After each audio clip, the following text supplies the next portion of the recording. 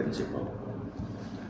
Namun ternyata saya istiqomahnya di dunia penyiaran. Akhirnya karir saya di dunia penyiaran, mulai dari Trijaya FM, ECFM, kemudian di beberapa radio jaringan, termasuk juga di Surabaya, sempat IBS grupnya Susana, terakhir grupnya Prambors, lewat Delta FM, itu di Surabaya, dan akhirnya saya kembali ke kampung halaman. Saya juga sempat mengelola Hard Rock FM Bandung dan iRadio.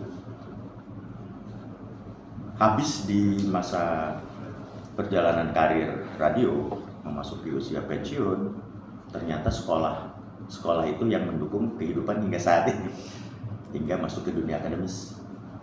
Yang kebetulan saya punya kesempatan untuk membangun Vkom Unitomo Surabaya dengan target khusus bagaimana membuat perubahan-perubahan. Artinya walaupun Vkom itu adalah fakultas tertua ilmu komunikasi di Indonesia Timur, namun seiring dengan kompetisi dunia pendidikan kan kita tetap harus meningkatkan daya saing. Nah, daya saing ini di pendidikan sih sebetulnya kalau untuk pengelolaan itu kaitan dengan infrastruktur, kaitan dengan media studies-nya, maka dimulai dari situ. Saya membangun Vkom untuk sebuah perubahan besar. Infrastruktur membuat laboratorium karena di dalamnya ada media studies dan corporate communication, artinya humas PR. Namun seiring dengan peminatan itu di Fakultas Ilmu Komunikasi, lambat laun saya mencoba kurikulum dan silabusnya luarannya masuk untuk bisa membuat silabus yang semua saat ini basisnya ilmu digital. Jadi media dan komunikasi digital, corporate dan komunikasi digital, itu peminatannya sekarang ini.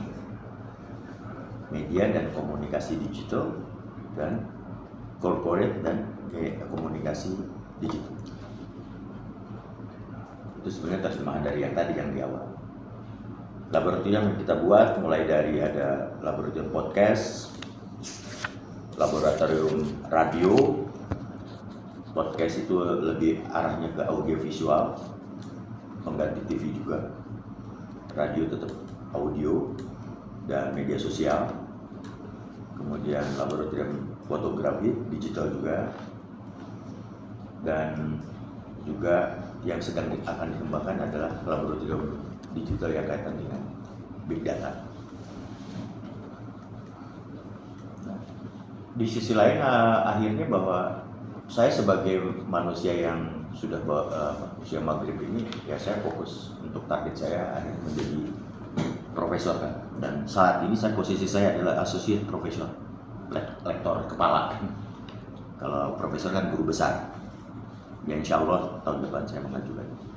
Itu dari sisi pendidikan. Setelah dari praktisi ke akademisi kan itu ceritanya. Seorang Harley yang dari praktisi ke akademisi.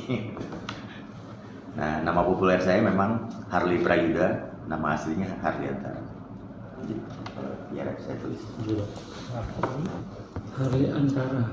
Ini nama populer di media. Harley Prayuda. Dulu.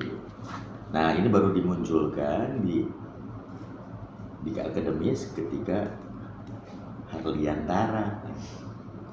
Nama populernya Harley kan gitu.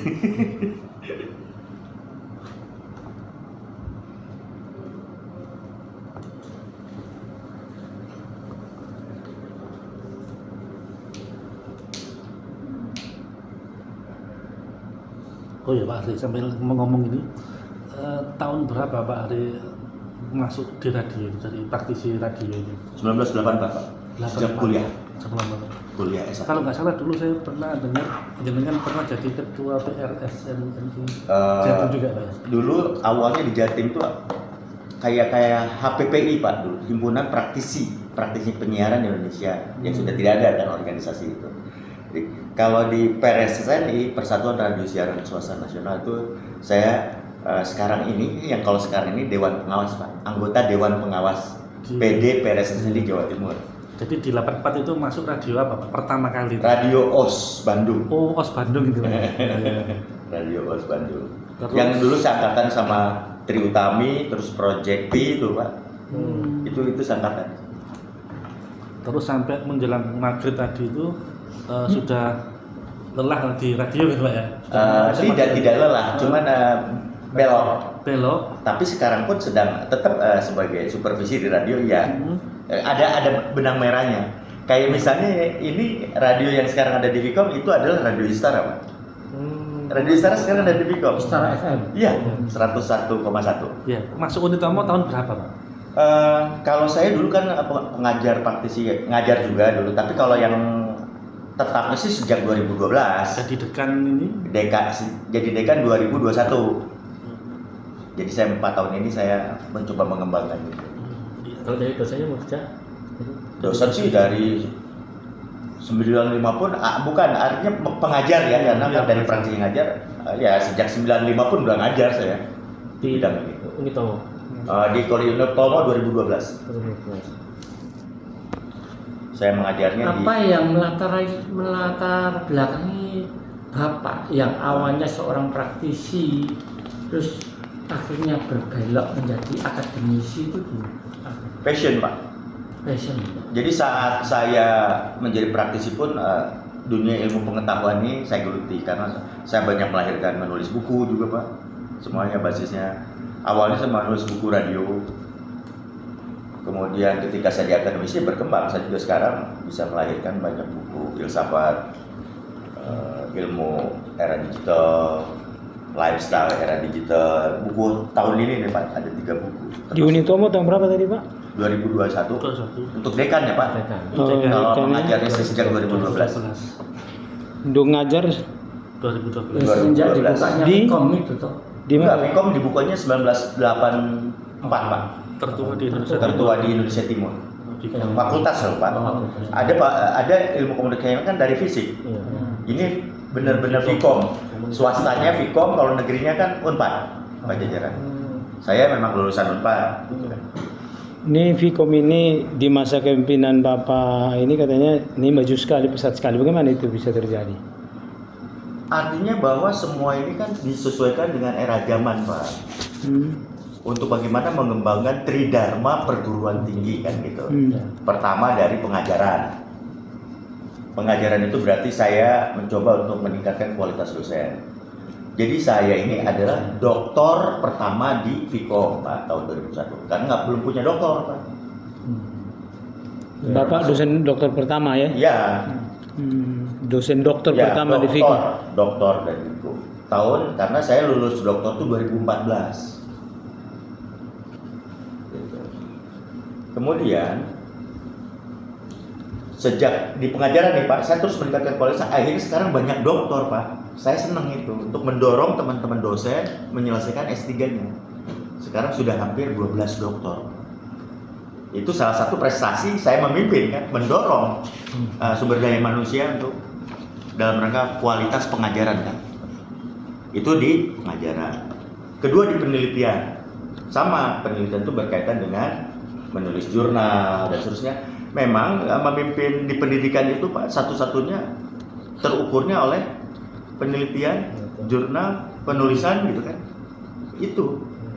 Dan kalau itu bagi saya yang sering dia bertanya dia itu udah passion sebetulnya. Walaupun saya dulu praktisi, saya kan terus mengembangkan keilmuan sehingga tahun 95 saya pernah menjadi the best program manager terbaik nasional. 95 tuh. Itu juga yang memberikan kesempatan saya bisa ke Amerika. Kursus di sana tentang media.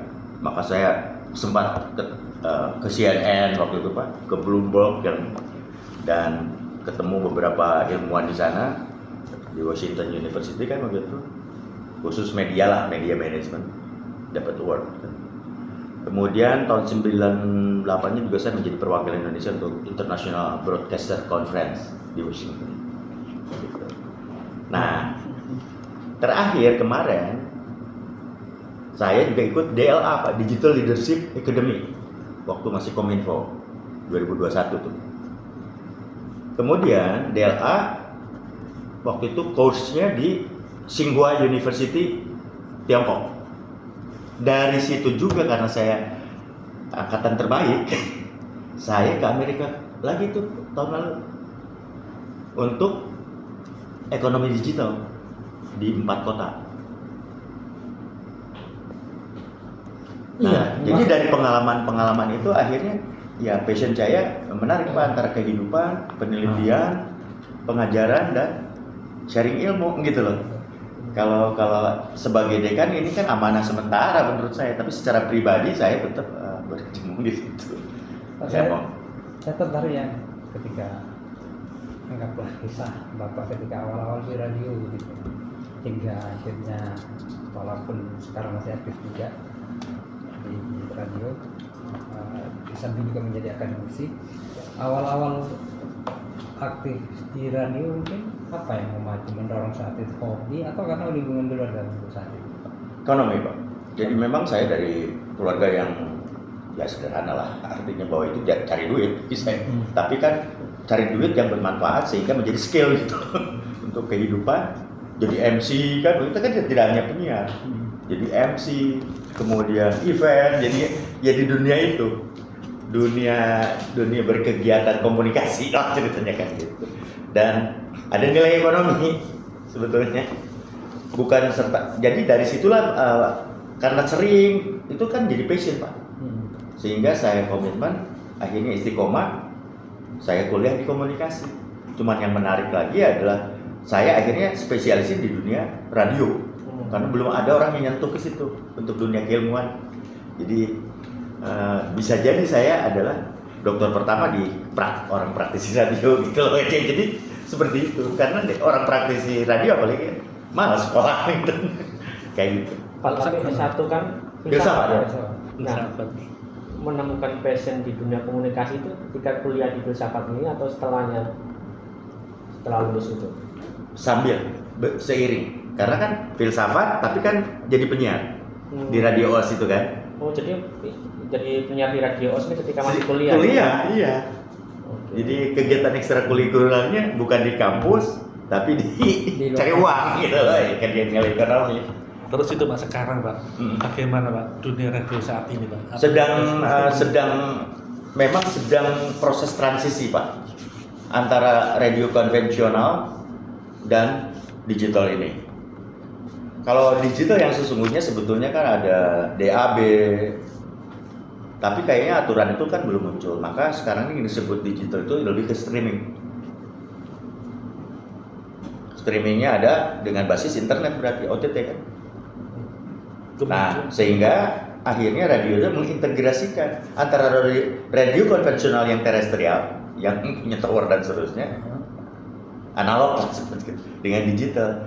Nah, digitalnya banyak yang menggunakan media sosial, mau YouTube, mau streaming, mau internet, mau web dan seterusnya, podcast, terus audio streamingnya, sehingga kayak ya semua sebetulnya kan radio bisa hidup. Cuman sekarang ini gimana sih ketika radio ada di HP ini, tapi belum maksimal karena di sini kompetisinya tinggi kan. Ini nih Istara kan misalnya udah di belakang aplikasi ini sudah ada. Terus pendengarnya masih banyak? Masih banyak. Untuk streaming Istara itu ini contoh aja. Jangan contohin SS Pak, SS udah puluhan ribu. Kita aja nih yang radio musik gitu, ini udah 1000-an lebih Pak yang streaming karena dia download dulu aplikasi di Play Store. Jadi kebaca Ini kan, tuh, ini radio nih. Yang adanya di atas. Kemudian itu Pak, bagaimana pendapatan untuk menghidupi operasional itu loh? Justru itu sekarang ini kalau teknologi dan seterusnya kita masih bisa beradaptasi. Cuman bisnisnya memang sedang mencari bentuk. Kalau kita perhatikan memang radio expenditure turun terus Pak. Belanja iklan digital untuk konvensional. Dan itu bukan radio aja menurut saya, juga televisi kena, koran kena, semua kena Pak. Termasuk juga bentuk yang sesungguhnya itu untuk mencari uang memang belum jelas. Jadi artinya kalau kita ini di media ini yang tadinya kita punya patokan gitu Pak, harga sekian sekarang akhirnya ya mungkin strategi jualannya paket kayak gitu. Jadi ada ada inovasi penjualan Ya. dari produk media yang kita kelola kan gitu kan. Menarik ya Pak Arli, bicara soal bahwa bisnisnya media ini ya, belum menemukan bentuknya. Sedangkan Pak Arli juga menjadi praktisi dan di dekan gitu. Oke, ditambahin. Belum menemukan bentuknya tapi masih bisa mencukupi operasional dengan catatan pas-pasan. Oh. Jadi secara ekonomi Jadi, untuk usaha Bapak terakhir ini dari mulai perjuangan waktu mahasiswa merintis sampai transisi passion tadi, dari penyiar radio menjadi seorang akademisi, dari praktisi menjadi akademisi ini, apa sudah merasa ibaratnya kalau orang mencapai cita-cita itu sudah sampai atau masih belum atau masih kapan lagi kira-kira? Belum. Kan saya bilang tadi, Apa nanti? saya ingin jadi profesor, Pak. Sekarang ini kan associate profesor. Associate profesor yang kategori sama dengan lektor kepala. Kalau guru besar maka profesor. Tinggal selangkah lagi yang insya Allah tahun depan bisa saya ajukan. Pak, Dengan kepakaran komunikasi dan media. Dengan apa usaha yang dilakukan selama ini, termasuk tadi itu untuk penjualan media, untuk istilahnya kan untuk mengarah ke profesor kan kita harus mengeluarkan suatu budget kan begitu. Apakah sudah mencukupi atau masih harus istilahnya orang puasa Senin Kemis atau tirakat ibaratkan begitu? Apakah sudah ada harapan dari upaya-upaya yang sudah Alhamdulillah Pak, kalau dari sisi kan kita bicara hidup ini banyak komponen. Kalau memang kita hidup di dunia kampus ya seperti itu adanya. Tapi karena kepakaran tadi seorang praktisi bisa masih cari celah dulu. Pak, terakhir nih Pak, apa tips dari Bapak? Karena waktu 5 menit lagi. Apa tips dari Bapak yang bisa mengcombine antara praktisi dengan akademisi? Bapak kan berhasil nih di Vkom Unitomo ini. Apa tips Bapak bagi masyarakat gue termasuk kami yang belajar ini? Satu, meningkatkan pengetahuan secara terus-menerus. Itu yang disebut knowledge kan Pak. Meningkatkan pengetahuan. Karena pengetahuannya itu akan terus berubah seiring dengan perubahan zaman. Jadi kita tetap harus beradaptasi dengan situasi dan kondisi yang ada saat ini. Yang kedua, tidak cukup dengan pengetahuan. Harus ada keterampilan untuk mendukung pengetahuan itu sendiri. Contoh, kita pengetahuan komunikasinya bagus, skillnya yang perlu ditingkatkan adalah komunikator, Pak. Ya? Speaking, listening, reading, dan writing dan seterusnya ya gitu kan. Itu skillnya Pak, itu ditingkatkan terus dan tentu saja kita juga harus melakukan terjun ke dalam kehidupan itu sendiri yang disebut untuk menggali mentalitas, mental ability dalam menghadapi situasi-situasi yang ada. cukup ya. Ya, sehingga itu akan menimbulkan istiqomah untuk mengejar 3 poin itu, dan itulah kompetensi tertinggi. Pak, tadi kan dikatakan bahwa bisnis media ini belum menemukan bentuk, tapi di sisi lain Bapak juga sebagai dekan, bagaimana meyakinkan generasi muda ini bahwa sebenarnya belajar media ini masih oke loh untuk masa depan, meskipun secara umum di industri media diakui tadi cukup sulit ya secara bisnisnya. Justru yang berkembang itu personal bisnisnya Pak, monetize. Makanya muncullah konten kreator dengan media sosial, di TikTok jualan, influencer. Artinya mahasiswa sekarang ini juga dibekali dengan bahwa dirinya tuh bisa bermedia sendiri ya. Iya, dia pemain di era digital nantinya. Kan memang nanti mereka lahir sudah dalam kondisi kognisinya, pengetahuannya udah di era sekarang. Dengan mudah dia melanjutkan. Beda seperti kita baby boomers, kerja keras untuk belajarnya. Atau generasi X, Y kan, gitu kan. Kalau mereka tuh mudah Pak. Maka mahasiswa yang baru sekarang ini di dunia generasi milenial dan Z, dan sekarang kan muncul alpha, itu dengan mudah karena dia lahir dengan kognisi digital. Kedepannya tinggal ditingkatkan kualitasnya untuk meningkatkan pengetahuannya yang tadi itu ya seiring dengan zamannya. Skillnya diasah, banyak praktek, melakukan kerja lapangan. Seperti itu. Ya, Pak Arli, satu lagi, kalau masih ingat gaji pertama ketika jadi penyiar berapa? Yang waktu masih 300.000. Masih waktu kuliah ini? 1 jamnya 1.000 perak. Saya biasa pendapatan waktu itu pegawai bank juga kan sekitar situ. Oh ya. Tahun 80 ya. Oke. Iya, saya sejajar dengan pegawai bank. Oh. Kalau 3A di zaman itu 120.000 kalau nggak salah. 3A Pak, ASN. Sekarang 100? 20. ASN Pak di zaman itu. Tahun Gaji 80. pertama itu 300.000 Pak ya? Ya. 300. Per bulan. Tahun 84. 84. Harga sewa kos-kosan masih 25.000 per bulan. dengan per jam 1.000 perak. Seribu perak. Jadi rata-rata pokoknya kita harus bisa mencapai 300 jam karena dibayarnya per jam Pak dulu. Oke. Oke, cukup Pak ya. Oke, makasih banyak. Terima kasih. Sukses. Ya, Pak.